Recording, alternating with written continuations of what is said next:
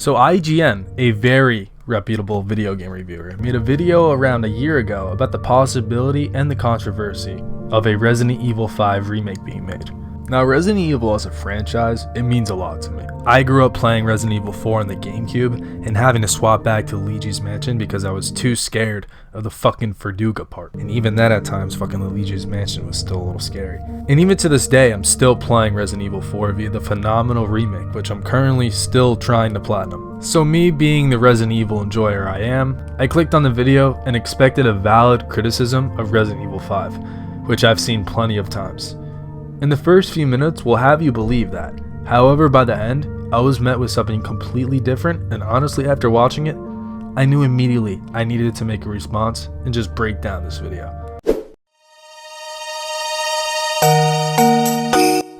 So for some context, Resident Evil 5, when it was released, it was kind of left in the shadow of its predecessor. The franchise was starting to turn into fucking Fast and Furious, where every new installment was full of unrealistic action, incoherent storytelling, and cameos from fan-favorite characters that haven't received a coherent arc in ages. Chris? And Resident Evil 5 was no exception. Resident Evil 4 had action, while retaining the classic horror elements that the franchise was known for, while Resident Evil 5 heavily focused on action, while having the horror almost as like a backdrop. And it wouldn't be until Resident Evil 7, which wiped the slate clean and basically revived the horror element of the franchise. However, the video just simply doesn't cover any of these very common and valid criticisms of story, gameplay, and horror, and instead just makes blank statements about the game and somehow gets political. So let me just play you the first few points made by our friend over at IGN.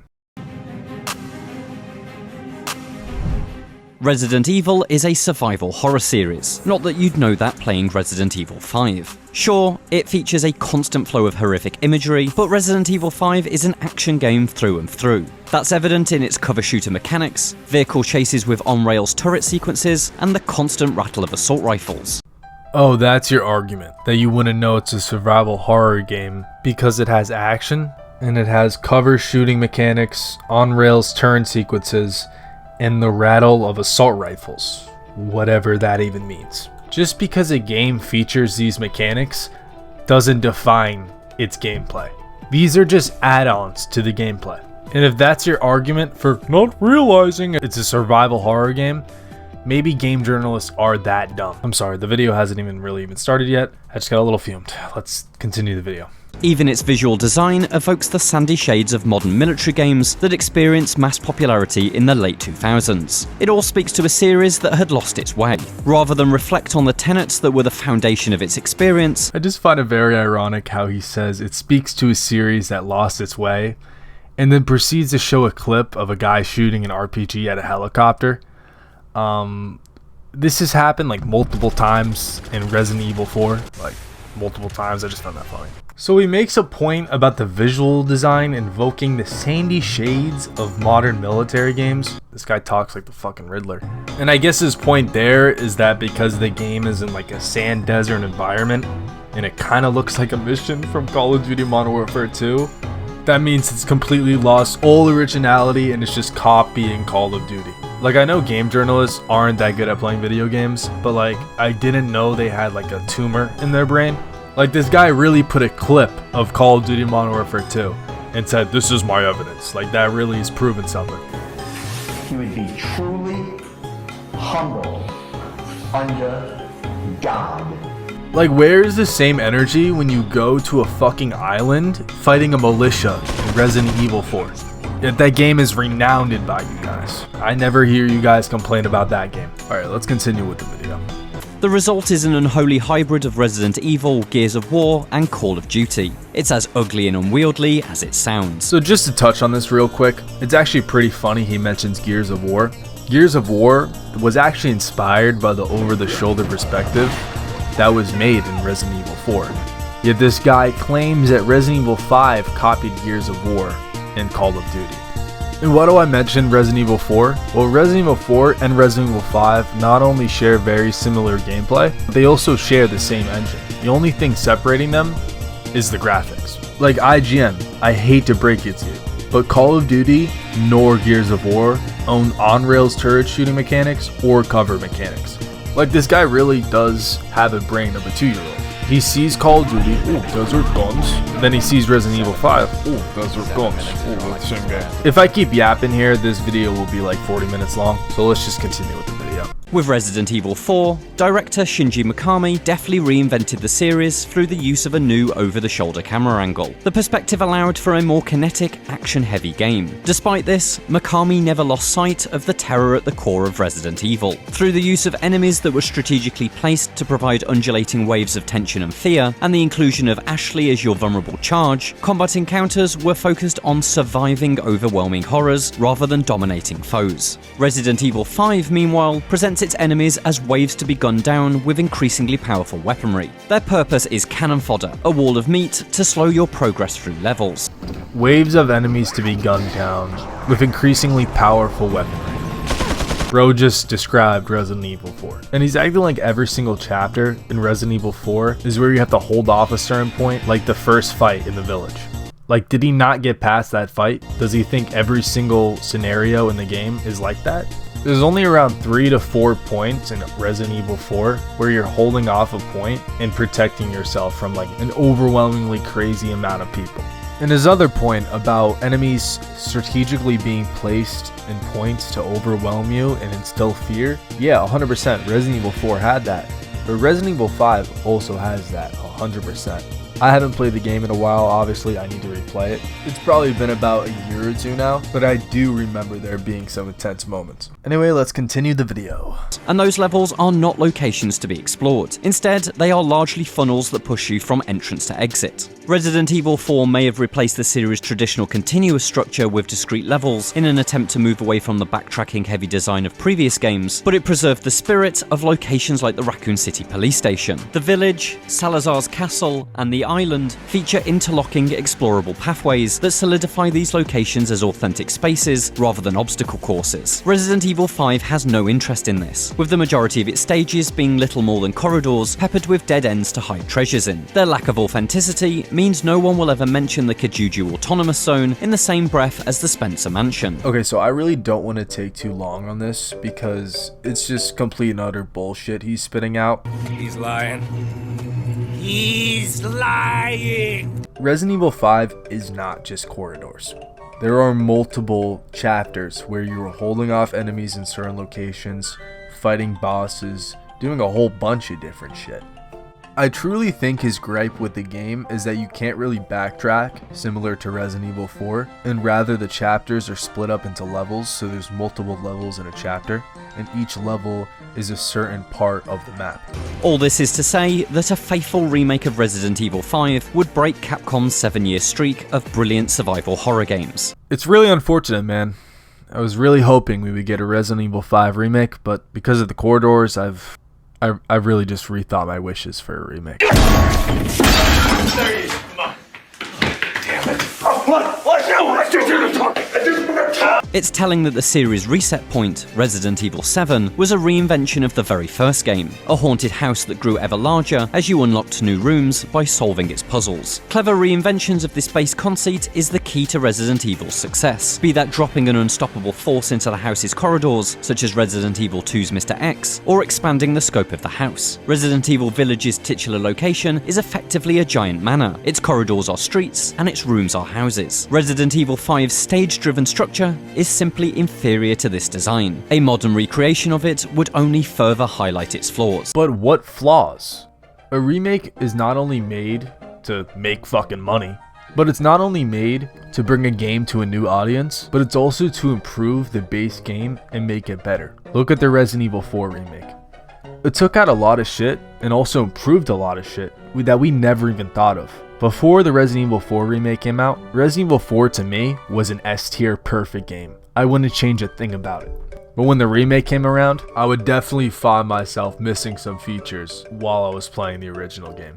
So Mr. IGN guy, if we lived in a world where you were right and Resident Evil 5 wasn't good, then why wouldn't you want a remake? A remake would only make the game better. Remakes can, of course, completely redefine the structure of their source material. You're getting there, IGN, almost. Final Fantasy VII Rebirth, for example, is recognisably an updated version of the classic RPG, but its world design and gameplay mechanics are a world apart from the 1997 original, and so you could argue that Resident Evil 5 is actually the Resident Evil most in need of a remake. A whole new environmental structure and scenario design that reins in the action and dials up the horror would bring it in line with Capcom's other remakes. Oh shit.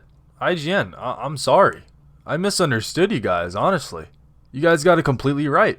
But all of this doesn't account for Resident Evil 5's most notorious problem: racism. Huh? Okay, so this is when the video starts to deviate, or actually rather completely deviates from the gameplay and the story and the horror and basically everything that Resident Evil is, and starts becoming very political and almost just nonsensical. So let me just give you a warning now. I am not a political content creator. I don't want to give my stance on politics on my platform. This is not what I want to share, nor do I want to share it. And if you watch enough of my content, you'll probably get an understanding of where I lean. However, I don't even really think you need a side to understand how stupid this guy's argument is. I'm still obviously going to play the video, but basically his sense of it is the game is inherently racist because the main characters go around shooting black people when one of the main protagonists is an African American herself. She's a native there. Anyway, I'll just play this slop take. Set in a fictional West African country, Resident Evil 5's primary antagonists are black people.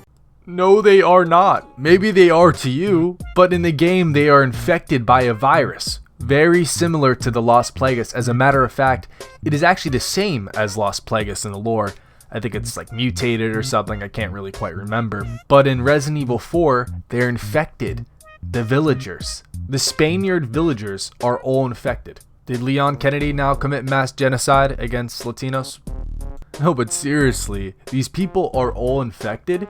They have no say, no choice in this at all. There's even a quote in the game, it's from the clip you literally pull up, where Sheva's sad and she's like, how could someone do this to them? How could someone infect these people? How could someone do this to them? Yes, it's technically the Ouroboros virus that protagonist Chris Redfield is fighting, but the parasite's host is depicted as a nation of mobs and primitives who are violent even before their infection.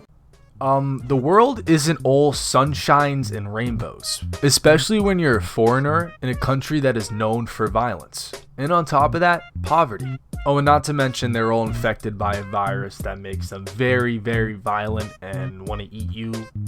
And like, dude, they have a culture to themselves. Like, there's still tribes out there. They still dress a certain way and act a certain way. And they still have all their customs. Not displaying that in a video game is inherently racist because you're painting a different picture than what actually is reality. Intentionally or not, Resident Evil 5 positions Africa as the Dark Continent, an uncivilized world harbouring a diseased population that needs gunning down via Western intervention in the name of global security. This insensitive treatment of people of colour was hotly debated even as early as Resident Evil 5's debut trailer. I really just don't remember this being a highly debated thing ever. As a matter of fact, I've never heard this argument ever. I had no idea that Asmongold even made a video until I started researching for this video. People that just play video games to have fun and have an escape don't look into these little minute details and just think everything is inherently racist and oh, I have to be the white savior and point this out. I can promise you, no person of color is going to find this racist. Just like in Resident Evil 4, where no Hispanics found that game racist whatsoever. With writers such as Ngai Kroll and Stephen Totillo pointing out the game's uncomfortable post-colonial imagery. The arguments and think pieces continued well into the game's release window, with IGN's own former editor-in-chief Hilary Goldstein having also wrestled with the subject. But that was 2009, a time when race was apparently a debate rather than a reality. In the 2020s, in a post-Black Lives Matter world, now, this point, I just have to point this out about the post-Black Lives Matter world. Like, what? Was your opinion before when Black Lives Matter happened, before BLM, you didn't think race should have been talked about?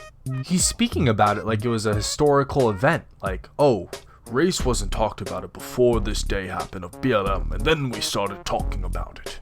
Like, this isn't like Voldemort or something. There is only one acceptable response to a white man shooting waves of Africans for an entire video game. No.